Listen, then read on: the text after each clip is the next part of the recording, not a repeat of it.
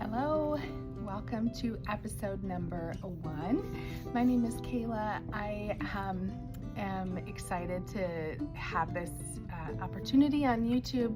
I'm going to basically show you a little bit of what I'm working on craft-wise, either needlepoint, quilting, cross stitch. I've got all the things in the mix. But 4 months ago, I started this wild ride of opening my own quilt and needlework store. So it's a little brick and mortar shop in downtown Lacey, Washington, which is just outside the capital of Olympia. My husband has recently retired from 20 years in the service, and then the month after he did that, I applied for my resale permit and decided, let's give this a go. So it has been a wonderful ride. The name of the quilt shop is A Needle in Hand. I encourage you to Google it, see what we have in store as far as fabric, notions, cross-stitch patterns, flosses, all that kind of stuff. I'm on Instagram, A Needle in Hand, and Facebook, A Needle in Hand, and now YouTube, A Needle in Hand. So a lot of the feedback that I get from the customers is, hey, you're always working on something. How do I make something like that? Where do you get something like that? Is there a kit for this? Oodles of questions, which I totally love. So I'm hoping this channel will show you just a little glimpse of what I'm working on, what is either something personal for me and my family that I'm gonna do something cute and hang it in the house, or maybe it's a kit I'm working on for the quilt shop, or a sample that I'm making for a new fabric line that came out, or maybe it's a sample I'm making for a quilting class. So myself and a team of really wonderful people here teach about 3 classes a week, and then we have open sews.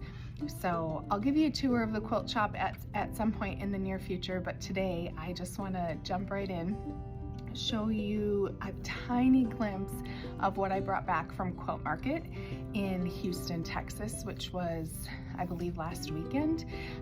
It was my very first Quilt Market, since this is my first year with the quilt shop as a retailer, and I just want to explain kind of what that was like real briefly, and then towards the end of the video I have some footage just of some of the needlework I'm working on, and kind of just a glimpse of me kind of working around the shop. So I hope you enjoy it. I hope you like and subscribe. Stay for the duration. Grab yourself something to drink and your current stitching project, and we'll get going. So what I have brought to the table today, behind me you can see all of, or some of the quilts rather, that I have hanging up in the shop, and again you'll see that a little bit more in the tour. And the quilt ladder behind me right here, I have some doll quilts that the shop customers and I are doing for charity for the Salvation Army that's coming up for this Christmas season. And then right above that is just a flannel novelty print that I have in the store. I was designing kind of a quilt kit for that, which is on the floor and available for purchase right now. However, this was an oops block, and so it's going to get turned into a really cute pillow because we don't let fabric go to waste. All right, here's what I've got. So first thing at Quilt Market, we found these stinking cute hat boxes by Della Q. I mean, look at this. Oh, I love it. I totally love it. So in the footage at the end of the video, I'll kind of show a little glimpse of what it's like inside this. But what I was working on this morning and for the past couple of days is this beautiful Season's Greetings Sashiko panel.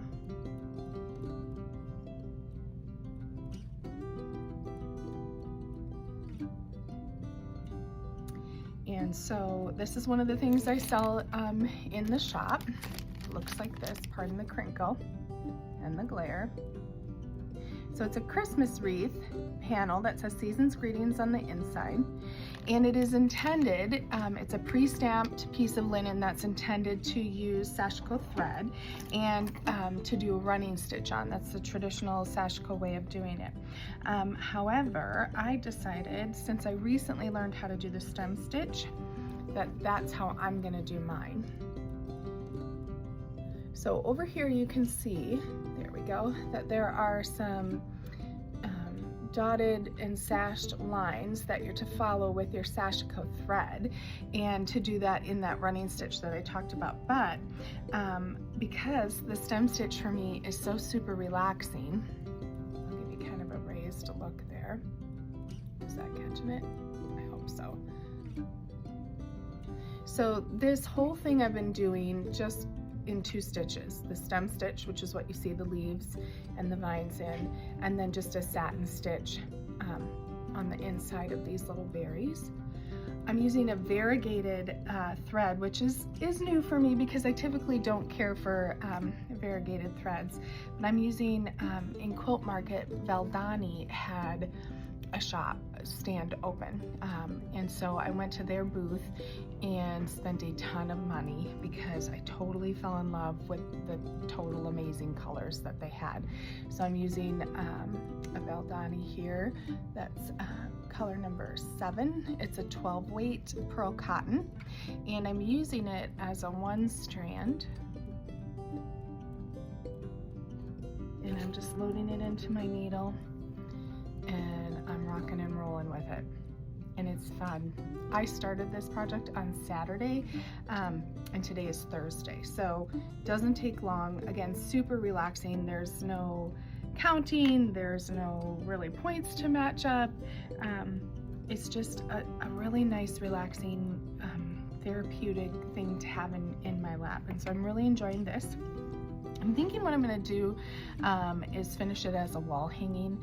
I'll probably do a ribbon hanger sewn into it, border it with some quilting cotton probably, and then I'd like to hang it on the inside of our front door. So we live in Washington State, and so it obviously rains all the time here, and so the idea of having a really cute door hanging on the outside wouldn't work. If I had a storm door, that would be fine, but I don't want any of it to get wrecked, even though the Valdani is the only true color fast flosses that are out there, which is a new thing I learned at Quilt Market. In the shop, I carry Weeks Dye Works, Classic Color Works, I have Cottage Garden Threads. All of them are labeled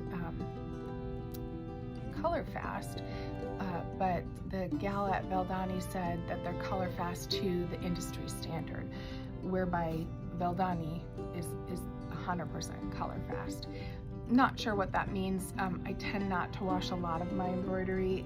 If it's a little pillow with the kids and the dogs and all that jazz, I will put them in the wash.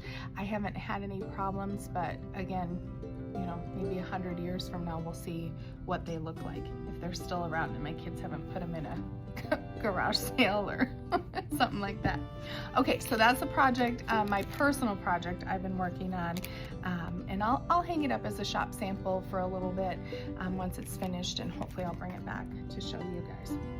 So the next thing, oh wait, let me first show you some of the Valdani threads that I was talking about that I totally went berserk for. I really did not behave, but there's a terrible glare here. These are 3-strand Valdani spools. I texted a picture to my husband and he said he thought I had bought myself chocolates because they're these cute little balls. I mean, who wouldn't love this? This is totally adorable. Look at that. Look at those colors. Of course I had to get the Christmas one. Like, let's be sensible. I'm playing with some variegated ones. Should have taken them out of the wrapper, but then they roll all over. And I don't really have a good storage system for this yet. I'm just holding them in my Liberty of London bag that I got when I was at Quilt Market. they did a sample spree, which is where I purchased a lot of the Moda bundles that I can show you. And then they also did a schoolhouse the day before it was opened. And so basically that's, look at this. Basically that's classes where you get to meet some of the designers and learn about new and upcoming patterns and things like that. So I've got these all tucked away in my Liberty bag, and that's just kind of how I'm storing them for right now. I'll come up with something cute and efficient eventually, but today I just tote them back and forth from the shop to home in my Liberty bag. So I've got my thread mess here, look at that. These are the ones that are actually in my stitching box that I'm using right now to stitch. I did try the 3-strand at a Valdani workshop that I went to. I'm on myself a little pumpkin. It's really, really full, full coverage. This is a 25 count linen, and it's a free pattern that they had there by the Tiny Modernist cross stitch. It's just a little pumpkin. And then they have this really cute, let's see if I can show this cute bat one. So I started on him. I didn't get very far because I was on the plane and was totally exhausted from a crazy fun 3 days at Quilt Market. So, okay, other things that are in my stitching box that I'm working on. Can't remember where this came from, but this is a pattern that was in a book. So if you guys can remember or are familiar with it, go ahead and put that in the comments below for me.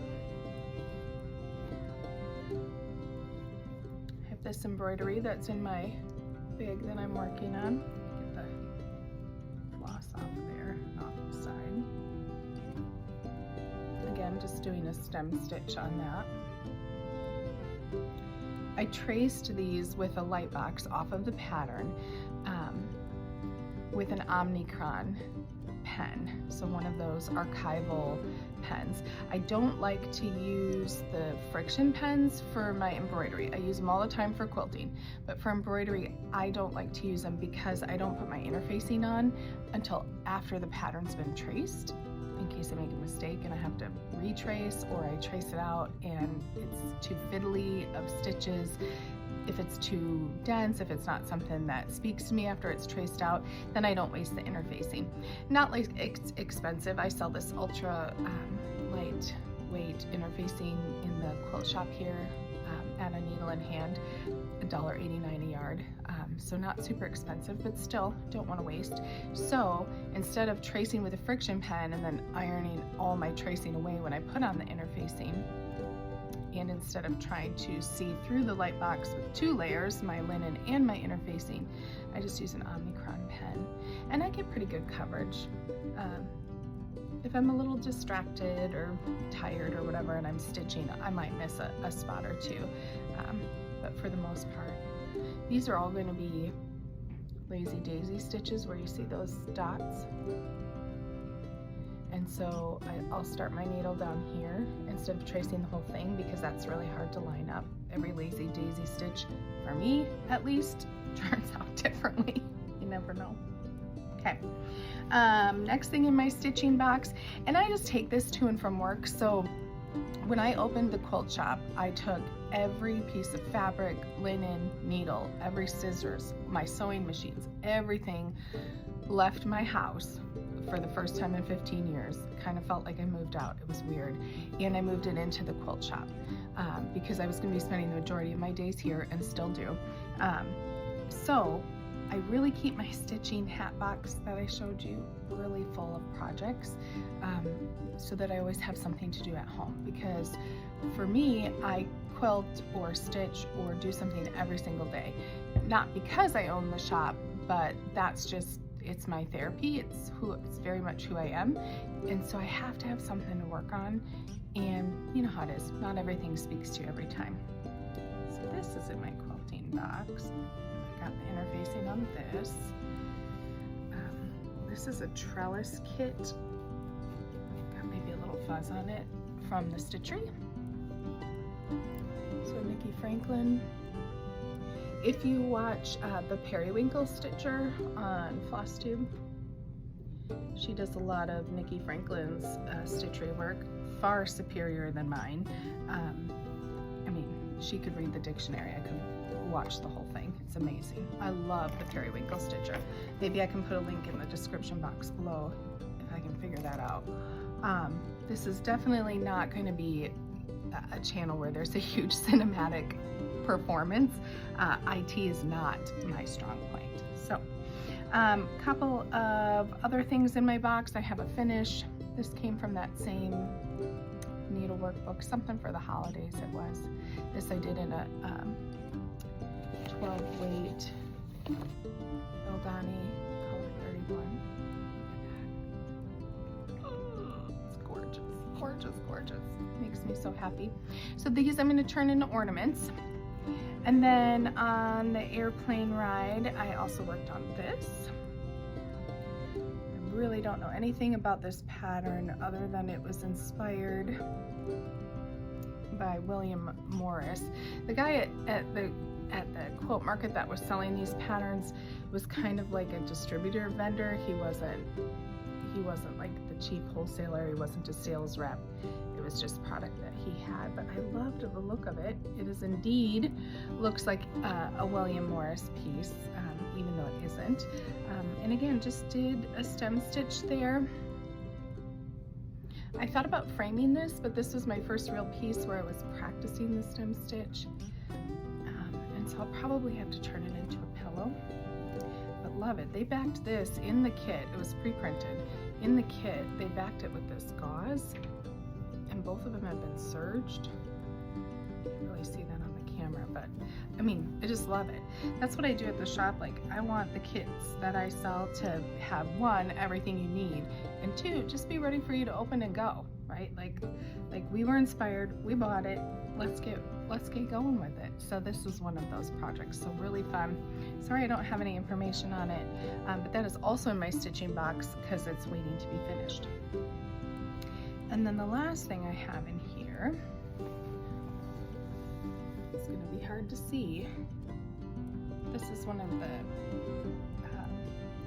Crab Hill, what's it called? She's retired now. It's, I think it's the Witches of Salem, something like that. I'll see if I can find a good link for it. Look at how cute that is. So this is a good sized piece, right? And again, I just traced it with an Omnicron pen. Let's see if I can give you a little bit closer look there. Oh, sorry. Look at that. It's going to be really heavy in the stitching way, so probably like a 5-year project, knowing me. But I really want to play with some of those new Valdanis.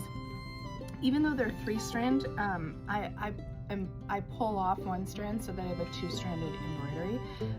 I leave it 3-strand if I'm going to do cross stitch, but it's just really easy to pull, just like a DMC. You just cut your width and then strip 1 strand from it. You could save it and put it in a floss bed.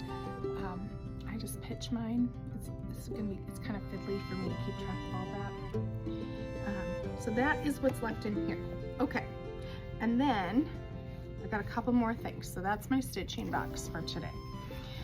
For the shop, I am working on making a kit. Now this hasn't been trimmed or anything, but this is a brand new fabric release line that just came up last week. It's by Northcott. It's called America's 250th Stonehenge. So you've probably sewn or quilted with some of Northcott's Stonehenge before. The background fabric also came with the line, and I did purchase the whole line and bring it in. This star pattern is Lori Holt's crisscross star that she used in her Sew Your Scraps or something like that stash. And I love this. I use this block a lot. I use it in all sorts of various ways, but this is going to become a table topper. So the rest of these blocks I need to make today, and then I'll probably sash them do like a 2x3 grid layout in blocks and sash them. Just a kit I'm designing so that people have a more economical way to purchase quilting projects. And then again, everything's in there and set to go. Okay, on my embroidery machine, I have a Brother Illuminaire that I bought that was, excuse me, new to me, because the price point on most things is crazy. Totally worth it. I love it more than my car. Like if I had to choose between my car and my brother, I would definitely choose the brother. So yesterday, and I have 3 of them done, and I need to do 3 more for some kits in the shop. This Happy Thanksgiving panel. So what we did with this in the shop is we log cabined around it with some of the Agatha Road, which is a new release line that came out by Moda, or for Moda rather. Is it Fig Tree Co. that did? Yeah, Fig Tree Co. was the designer for Agatha Road. Stunning. I mean, I bought the whole stinking line. Absolutely amazing. And there we go. So we log cabined this and we sell them as kits. If you're interested in that, you can certainly contact me and I can pop one in the mail for you.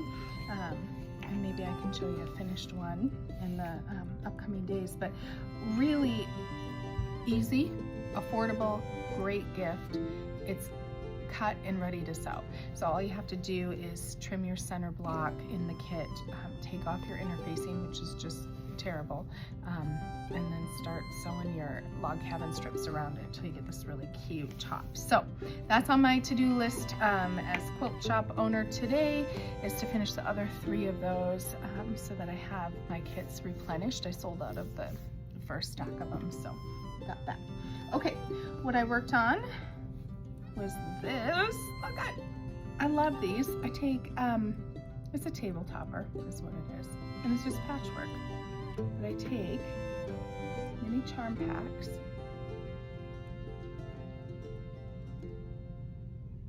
2 of them, and I do a 9x9 grid layout. You can see that. Which uses 81 of the 84 2.5-inch charms that you'd get. And this is a new line. I was totally smitten for it. It's called Gingerbread Lane by Kylie's Room for Moda. Look what I did. I bought the whole fat quarter bundle at Sample Spring at Quilt Market last weekend. Like, hello. Have to have it.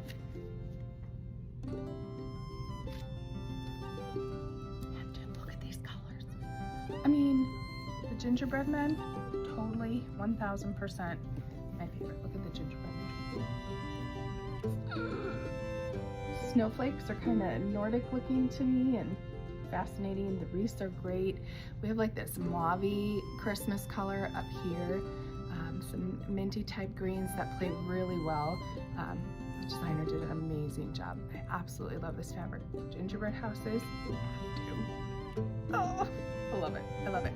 So that's Gingerbread Lane by Kylie's Quilt Room for Moda. They're doing their 50th Moda year. I'm sure you've seen that on social. Okay, so that's what I'm working on. So I've got to bind this today, quilt it and bind it. For these little projects, I just do machine binding. So that's something new I've learned to do recently.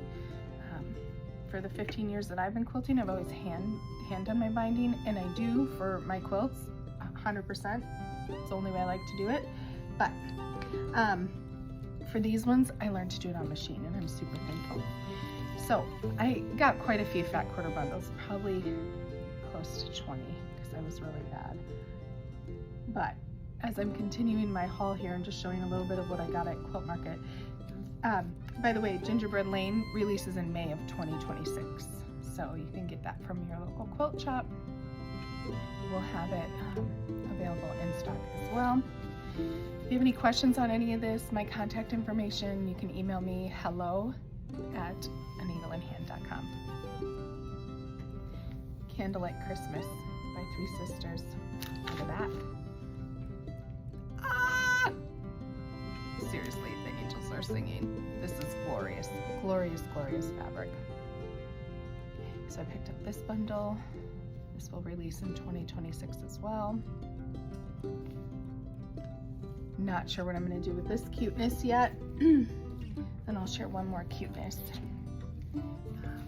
before I move into some footage of me working on that season's greeting. This is Field Rush by Basic Gray. Hello, people. Look at all those colors in there. Doesn't that just make you happy? There's a billion SKUs in here. I don't know how many, but seriously a billion. A lot of SKUs. All of these are front quarters. 18 by about 21 inches or so. 18 by 22 before the salvage. But I absolutely love these colors. Bright and cheery, little X's and O's. For some smooches. Woo-hoo. Look at this. Look at this one. These polka dots, really hard to see in the bundle. But I can't open it up because then it'll get displaced. And I'll be like, oh, this will be cute for this project and yada yada, and then I'll be in a conundrum. So I'm gonna keep it all together, stacked beautifully for me to look at and make me feel happy on the inside until I'm ready to use it.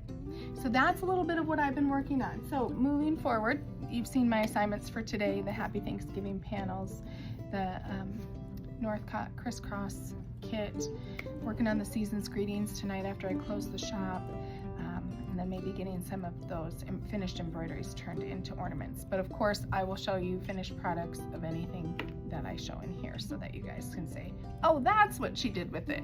Hopefully you're inspired. Hopefully you've had some quiet time to stitch and enjoy. And thank you for joining me for episode 1 of A Needle in Hand. And I'll put in some footage just of my needlework as we close out here. Take care.